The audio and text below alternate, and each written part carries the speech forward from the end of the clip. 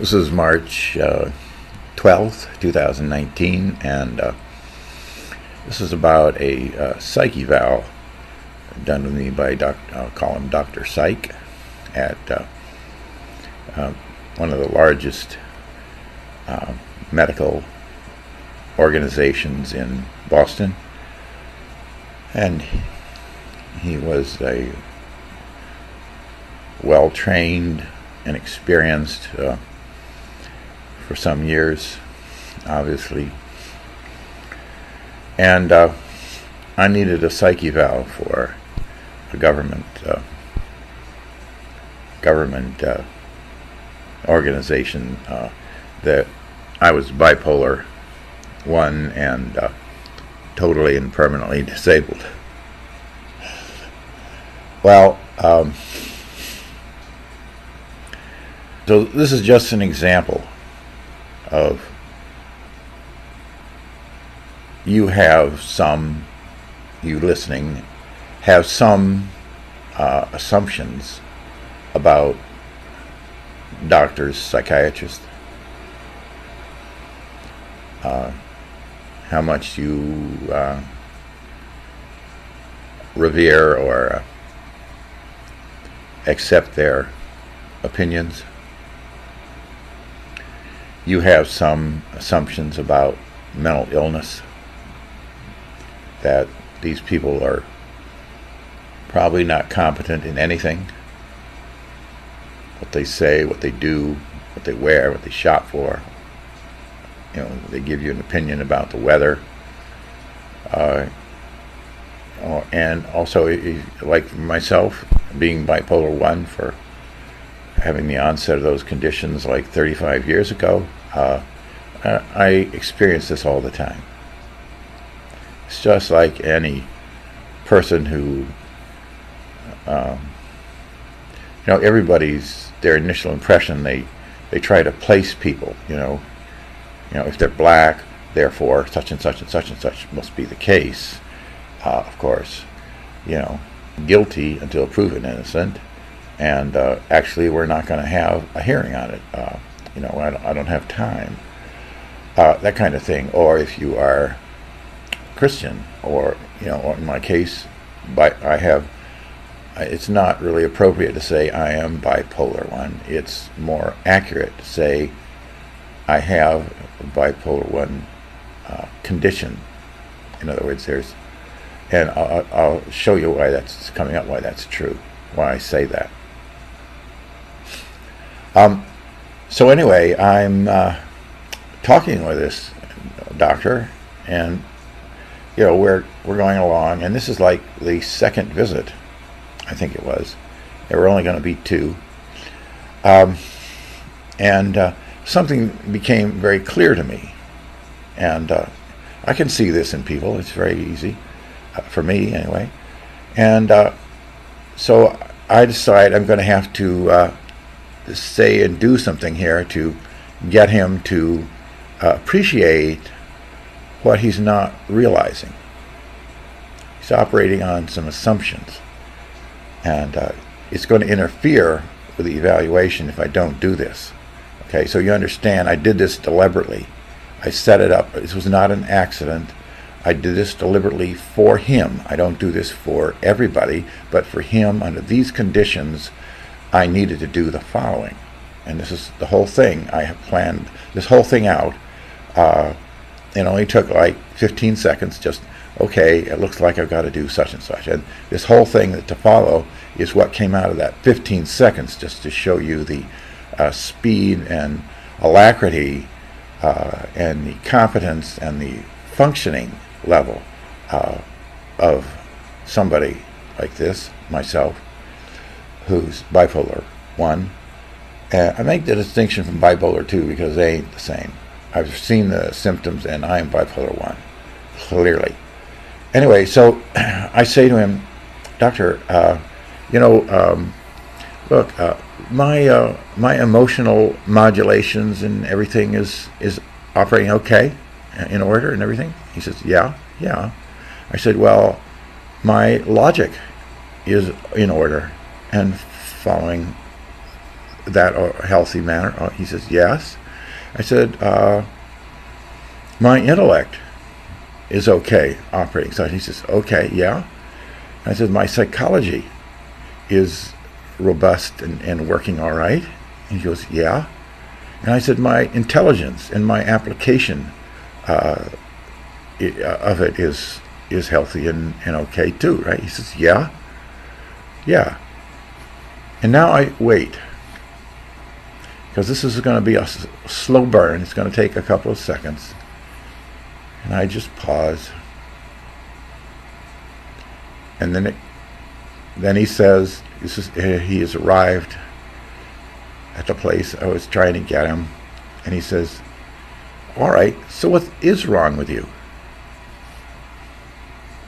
And then I go, well, doctor, and this is what I'm saying was true, I am a full-blown mania episode right now in front of you as I'm speaking with you.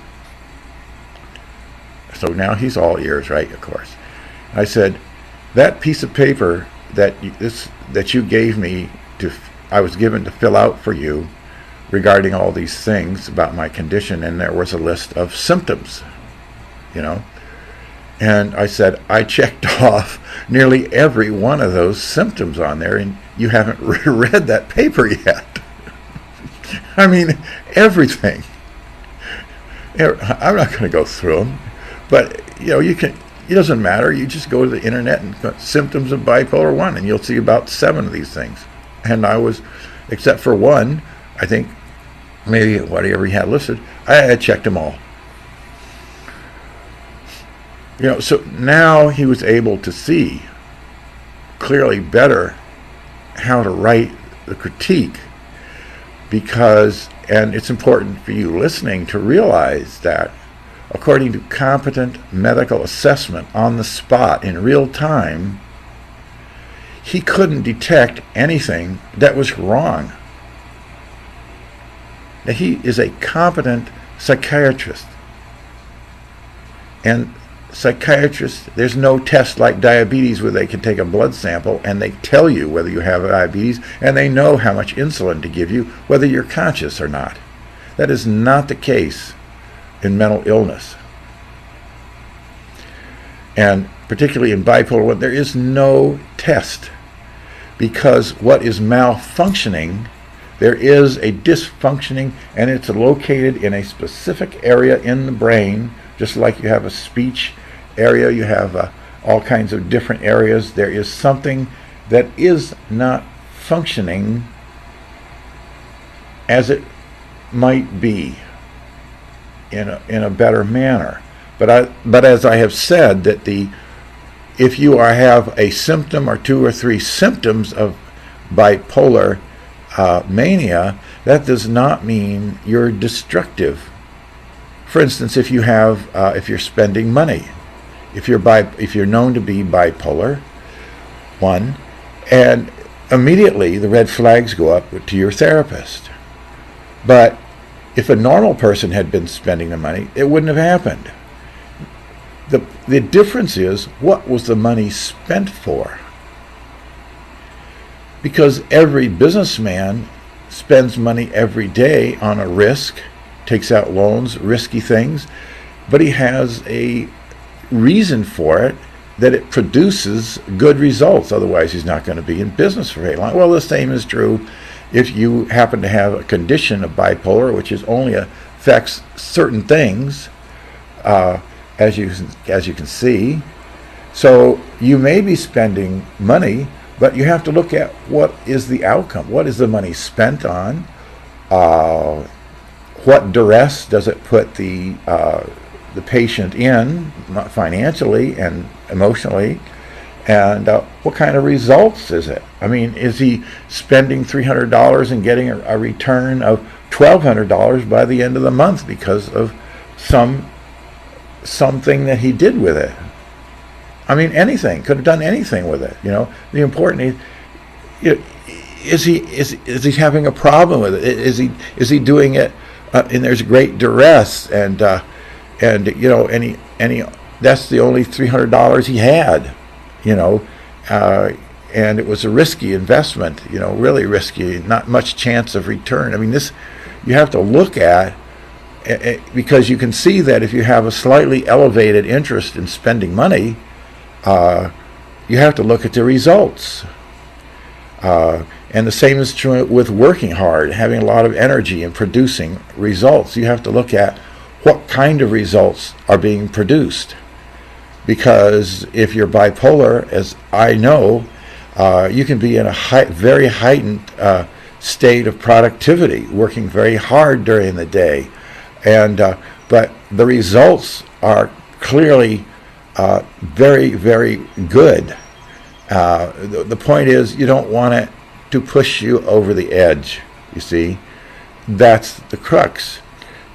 Just because somebody has an elevated activity in one of these symptoms doesn't mean they're going into the hospital. It may in fact be a very beneficial period of time. And if they monitor it and they adjust it, maybe with some medication, maybe just relaxing and getting a little more rest and backing off a little bit, their balance will come back to a more healthy level. And it still may be elevated, but everybody's got elevated periods of activity. Artists have their blue period, their periods of maybe a year or two when they're highly productive, as I had a decade and a half before the onset of the bipolar condition. Everybody in some nature, artists more than other people, as opposed to accountants, and even accountants have periods of greater productivity and etc. So this has to be, and the public and doctors don't really look at it this way. But I've had another video on YouTube that says the positive aspects of bipolar 1, and I address these in quite a bit of detail. But anyway, so that's where it got with Dr. Psyche. Now he decided he was going to give me a cognitive test. Okay, this is a responsibility that a doctor has to do.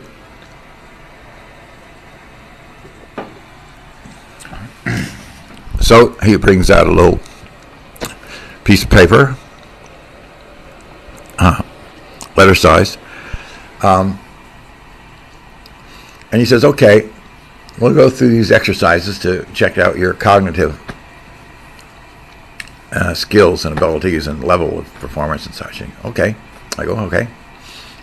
And so number one is, it's kind of glorified connect the dots. When you were little, you connected 1 to 2 to 3 to 4, and it came out to be a picture of a man or something.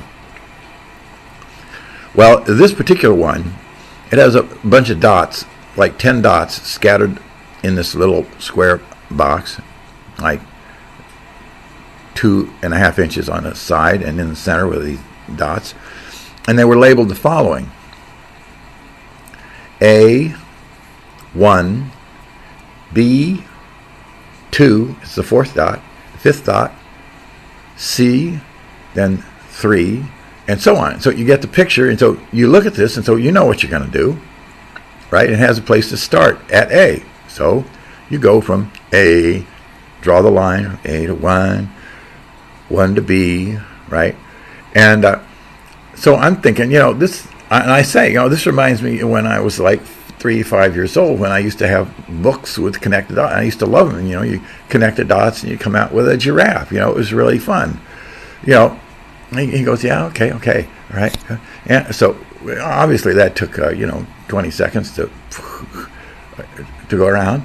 And okay, so then we go to the next one, and this one is a cube with just the sides there. A three-dimensional cubes with the sides, and I'm supposed to draw that, So, I'm going, well, what's in the foreground and what's, it's the three-dimensional perception of a two-dimensional rendition. And I'm thinking, this reminds me of the Escher diagrams, where they're walking up the stairs and down the stairs and all around, and that kind of thing that Escher did. So I say that, and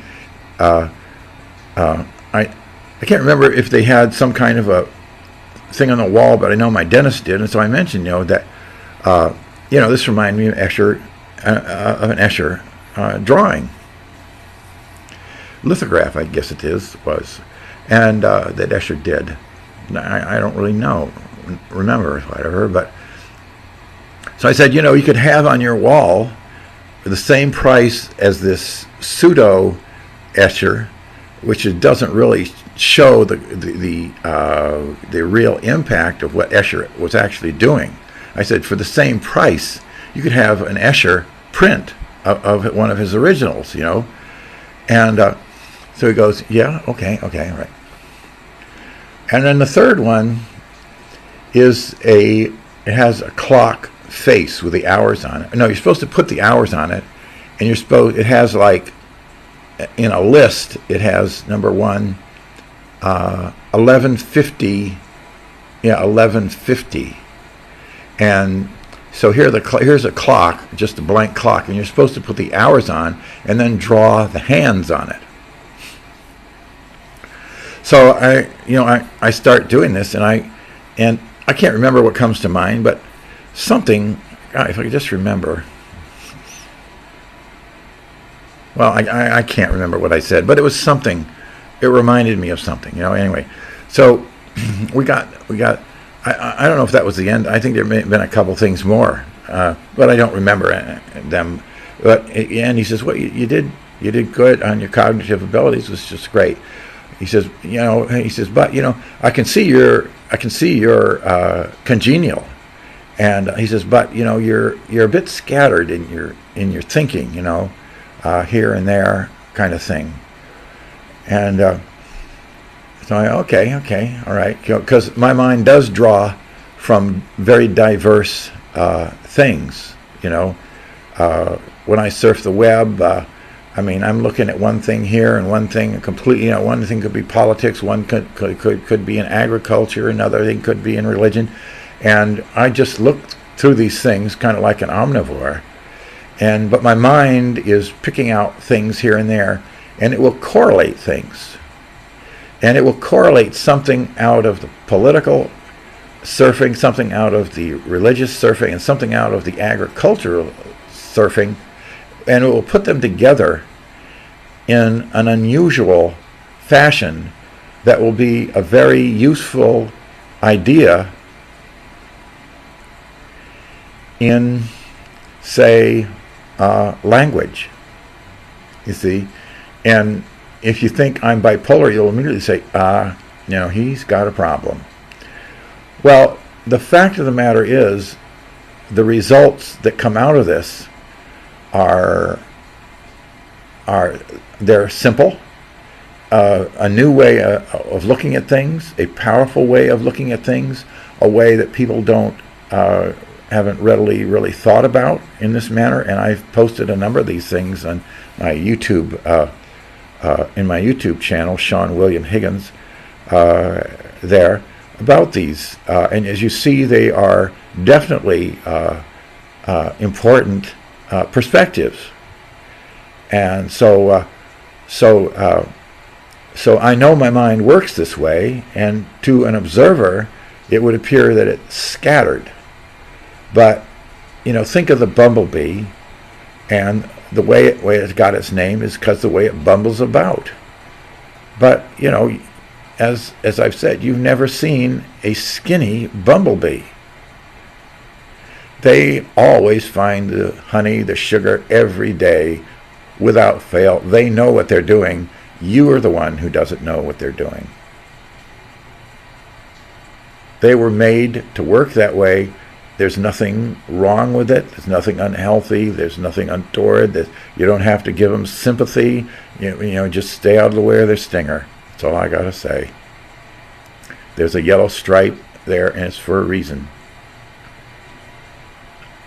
So let's look at Dr. Psyche's comment, scattered.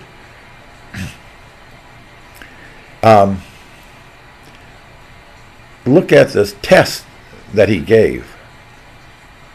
There was no continuity between the connected dots, the cue, and the face drawing. those were independent aspects of testing cognitive ability. And they weren't connected by some kind of segue or transition. So that's what was scattered. Yes, I'm congenial. I was making conversation, you know. We can do this test, but we can have a conversation about some interesting things as we go along. And so as we're going along with the test, I'm making comments, and the common thread is the test. You see, I know what I'm doing. I'm just sharing memories, just making congenial remarks, you know, with a nice guy there, and we were just, you know, why be antiseptic about this? Why not go ahead and do this piece and then that piece and that piece, and have a conversation about it and learn some interesting things, you know? He probably didn't think about that, about the Escher diagram, you know, for his office. You know, we could have a real one there. You know, so I was being helpful. I was being observant of him and what he knew, his assumptions and everything. And so I was quite present, you see, and was following a very thread. I wasn't scattered at all. I was on task, on point. My comments were relevant in a timely manner according to the unrelated tests, that exercises I've been given. You know, it would be like, first I have to do jumping jacks, then I have to do push-ups, and then I have to sprint, and I make comments about each one of those, you know, and then say, oh, you scattered, you know, when I'm just following along. And so, all in all, in conclusion of this video, you see that here's a well-trained, well-respected, experienced psychiatrist, and it just, this is not unusual. This is not unusual for a psychiatrist or a therapist to not see their own assumptions, not to see what's actually going on, to be focused on the trees rather than the forest. And that's exactly what was happening here, and I had to make him aware of it. I didn't want to make him aware of everything because he probably would have felt bad. I mean, in the end, we are human, you know, regardless. So that's just a note to be especially helpful to some people, who've been diagnosed, and the general public, you know, who because everybody's encountering individuals of all types of mental profiles. Anyway, and I want to make the point that you know, that as you know, psychiatry, talking therapy doesn't cure mental illness. Talking does not cure a mental illness. They are working on modified stem cells and other kinds of molecules and molecular agents that they can send into specific areas in the body to repair various things that are happening, functions and tissue, and they'll be doing it in the brain. When they locate the area where the specific mental illness, where that dysfunction is located, they'll be sending in these modified genes and agents to go into specific areas and repair things. And psychiatry and psychology, this will be a branch of physical medicine. There won't be any talking involved in it. You'll go in, maybe get an IV treatment or some other kind of machine, and you'll have a cure. It could be within a day or a week. It will be very fast, just like if you have an infection and you're given antibiotics, and the antibiotics go into the bloodstream, and you know, that kind of thing. But in this case, there'll be specific structures within the physical brain that will be targeted by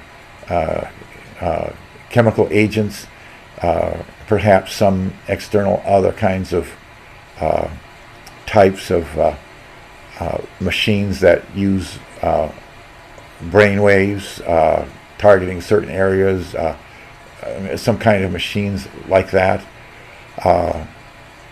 The MRIs, they scan, but they don't do an invasive kind of thing like an operation would be. But it's getting there, and I've known about this for 40 years because of an experience I had with double helix. There's a YouTube video that I made of that experience and the projection at that point. And I've seen this coming for 40 years now, and they're getting to the point where they're on the track for real cures for this.